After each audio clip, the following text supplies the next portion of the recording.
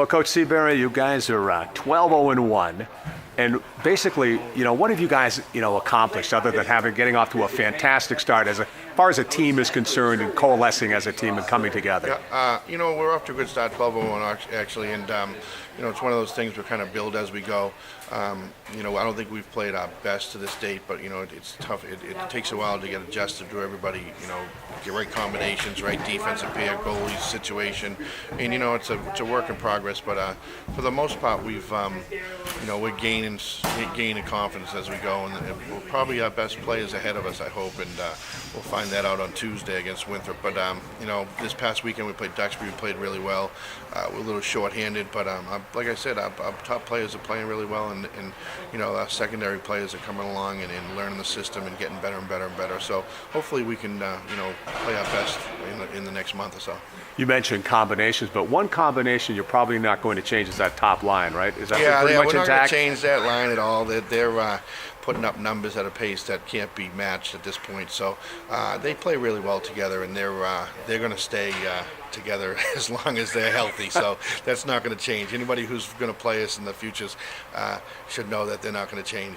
Tuesday at Winthrop, the Winthrop Lynn team down at Larson Rink. What's that stake in that game? I tell you, that's the only loss that Winthrop has in the league is to us, 5-3. They gave us a little bit of a push early in the year. It was 3-3 after 2. We did end up beating them 5-3, but that's going to be a tough game down there. It always is. It's a good atmosphere. It's a good rivalry. They're well coached. They got some tough players, and we're expecting a tough game on Tuesday. And hopefully we can play our best and come out with a W. And finally, Coach, looking at postseason here, you've qualified for postseason. So let's say you kept up a similar pace to what you've done here in the first part of the year. What does postseason mean for Beverly then? I've talked to a few of the girls, and they are at a mindset. They do want to win, as many as possible. If there's a 0 at the end of the regular season, that's great if we finish 20-0-1. But like I said, it's a cliche, and we're trying to take one game at a time. But the postseason is going to be probably, I can offhand, 25, 26 teams.